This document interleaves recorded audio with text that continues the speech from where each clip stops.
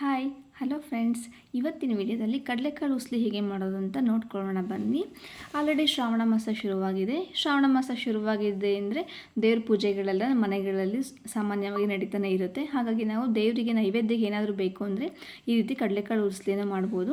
ಹಾಗೆ ಗಣೇಶನಿಗೆ ಕಡಲೆಕಾಳು ಉಸ್ಲಿ ಅಂದರೆ ತುಂಬ ಇಷ್ಟವಾದ ಆಹಾರ. ನೆಕ್ಸ್ಟ್ ಗಣೇಶ ಹಬ್ಬ ಕೂಡ ಬರ್ತಾ ಇದೆ. ಎಲ್ಲರೂ ಕೂಡ ಗಣೇಶನಿಗೆ ಈ ಕಡಲೆಕಾಳು ಉಸ್ಲಿಯನ್ನೇ ಮಾಡೋದು.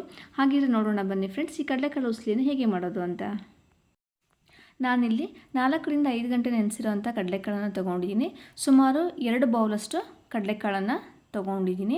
ಅದಕ್ಕೆ ಸ್ವಲ್ಪ ಕಡಲೆಕಾಳು ಮುಳುಗುವಷ್ಟು ಸ್ವಲ್ಪ ಒಂದು ಗ್ಲಾಸ್ ನೀರು ಹಾಕಿದರೆ ಸಾಕು. ಸ್ವಲ್ಪ ರುಚಿಗೆ ತಕ್ಕಷ್ಟು ಉಪ್ಪನ್ನು ಹಾಕ್ಕೊಳ್ಳೋಣ. ಇದನ್ನು ಒಂದು ವಿಷಲ್ ಹಾಕಿಸ್ಬೇಕು. ನೆಕ್ಸ್ಟ್ ಇಲ್ಲಿ ನಾನು ಒಂದು ಮಿಕ್ಸರ್ ಜಾರ್ಗೆ ಒಂದು ಅರ್ಧ ಕಪ್ಪಷ್ಟು ತೆಂಗಿನ ತುರಿ, 2 ರಿಂದ 3 ಹಸಿಮೆಣಸಿನಕಾಯಿ ಖಾರ ಇಲ್ಲ, ಹಾಗಾಗಿ ನಾನು 3 ತೊಗೊಂಡಿದ್ದೀನಿ. 1 ಇಂಚಷ್ಟು ಹಸಿ ಶುಂಠಿ ಹಾಗೆ ಕೊತ್ತಂಬರಿ ಸೊಪ್ಪನ್ನು ಹಾಕಿಬಿಟ್ಟು ತರಿಯಾಗಿ ರುಬ್ಬಿಟ್ಕೋಬೇಕು. ಫುಲ್ ನುಣ್ಣಗೆ ರುಬ್ಬಾರ್ದು. ನೆಕ್ಸ್ಟ್ ನಾವಿಲ್ಲಿ ಬೇಯಿಸಿಟ್ಕೊಂಡಿರೋಂಥ ಕಡಲೆಕಾಳು ಮತ್ತು ನೀರನ್ನು ಎರಡನ್ನೂ ಕೂಡ ಸಪ್ರೇಟ್ ಮಾಡ್ಕೊಳ್ಳೋಣ. ಇದು ನೀರು ನಮಗೆ ಯೂಸ್ ಆಗೋದಿಲ್ಲ, ಹಾಗಾಗಿ ಕಡಲೆಕಾಳು ಮತ್ತು ನೀರನ್ನು ಕೂಡ ಸಪ್ರೇಟ್ ಮಾಡ್ಕೊಳ್ಳೋಣ ಫ್ರೆಂಡ್ಸ್. ನೆಕ್ಸ್ಟ್ ಒಗ್ಗರಣೆಗೆ ಒಂದು ಕಡಾಯಿಗೆ ಸ್ವಲ್ಪ ಎಣ್ಣೆ, ಸಾಸಿವೆ ಹಾಕಿಬಿಟ್ಟು ಸಣ್ಣಗೆ ಹೆಚ್ಚಿಟ್ಕೊಂಡಿರೋಂಥ ಈರುಳ್ಳಿನ ಹಾಕೋಣ. ಸ್ವಲ್ಪ ಕರಿಬೇವಿನ ಸೊಪ್ಪನ್ನು ಹಾಕೋಣ.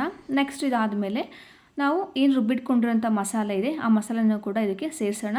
ಹಸಿ ವಾಸನೆ ಹೋಗೋವರೆಗೂ ಚೆನ್ನಾಗಿ ನಾವು ಫ್ರೈ ಮಾಡ್ಕೋಬೇಕು. ನೀರು ಹಾಕುವಂಥ ಅವಶ್ಯಕತೆ ಏನಿರಲ್ಲ, ನೀರೇನು ಬೇಕಾಗಲ್ಲ. ಇಲ್ಲಿ ನೋಡಿ, ಹಾಗೆ ಇದು ಹಸಿ ವಾಸನೆ ಎಲ್ಲ ಹೋಗಿದೆ ಅಂತ ಅನಿಸುತ್ತೆ.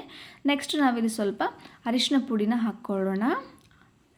ಚೆನ್ನಾಗಿ ಮಿಕ್ಸ್ ಮಾಡಿಕೊಂಡು ಇದಾದ ನಂತರ ನಾವು ಬೇಯಿಸಿಟ್ಕೊಂಡಿರೋಂಥ ಕಡಲೆಕಾಳು ಏನಿದೆ, ಈ ಕಡಲೆಕಾಳೆಲ್ಲ ನಾವು ಮಿಕ್ಸ್ ಮಾಡಬೇಕು. ಚೆನ್ನಾಗಿ ಮಿಕ್ಸ್ ಆದಮೇಲೆ ನಾವು ರುಚಿಗೆ ತಕ್ಕಷ್ಟು ಉಪ್ಪು ಹಾಕೋಣ. ನಾನು ಮುಂಚೆ ಸ್ವಲ್ಪ ಬೇಯಿಸುವಾಗಲೇ ಉಪ್ಪು ಹಾಕಿದ್ದೆ, ಹಾಗಾಗಿ ಈಗ ಸ್ವಲ್ಪ ಉಪ್ಪನ್ನು ನಾವು ಸೇರಿಸ್ಕೊಳ್ಳೋಣ. ನೆಕ್ಸ್ಟ್ ಇದಾದಮೇಲೆ ನಾವು ಕಾಯಿ ತುರಿ ಆಪ್ಷನಲ್, ನಮಗೆ ಬೇಕು ಅಂದರೆ ಹಾಕ್ಕೋಬೋದು, ಇಲ್ಲಾಂದರೆ ಬೇಡ. ನಾನು ಸ್ವಲ್ಪ ಇರಲಿ ಚೆನ್ನಾಗಿರುತ್ತೆ ಅಂತ ಹೇಳ್ಬಿಟ್ಟು ಸ್ವಲ್ಪ ಕಾಯಿ ತುರಿನ ಹಾಕಿದ್ದೀನಿ. ನೋಡಿ ಫ್ರೆಂಡ್ಸ್, ಹೇಗೆ ಕಾಣಿಸ್ತಾ ಇದೆ ಅಂತ. ಒಂದು ಸಲ ತಿಂದರೆ ಮತ್ತೆ ಮತ್ತೆ ತಿನ್ನಬೇಕು ಅಂತ ಅನಿಸ್ತಾ ಇರುತ್ತೆ.